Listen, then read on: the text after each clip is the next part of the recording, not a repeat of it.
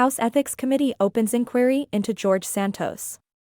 The House Ethics Committee announced Thursday that it had opened a broad investigation into Representative George Santos, the embattled Republican from New York, under scrutiny for lies about his background and questions about his campaign finances. The inquiry will cover several areas where Mr. Santos has been accused of misconduct in formal complaints, including one filed by two of his House colleagues. The committee's top-ranking Republican and Democratic members said in a statement that they would seek to determine whether Mr. Santos had failed to properly fill out his House financial disclosure forms, violated federal conflict of interest laws, or engaged in other unlawful activity during his 2022 congressional campaign. The committee will also examine an allegation of sexual misconduct from a prospective congressional aide, who briefly worked in Mr. Santos's office. Mr. Santos said on Twitter that he was fully cooperating with the committee's investigation and would not comment further.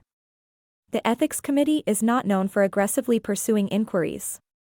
Critics often argue that the body moves too slowly and has few options to punish lawmakers for misdeeds. Although scores of representatives supported an inquiry into Mr. Santos, it took 2 months for the committee to start one.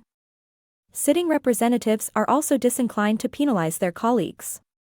Though the committee can in rare instances recommend a representative be removed from office, it largely hands out fines or issue rebukes. Its principal tool is to release reports that may create pressure for action by the entire House against sitting members of Congress. The committee's investigation nonetheless adds to the mounting legal and political pressure that Mr. Santos has faced in the wake of reporting by the New York Times that revealed he had fabricated much of his life story. Subsequent reporting showed serious irregularities in his campaign finances, including $365,000 in unexplained spending.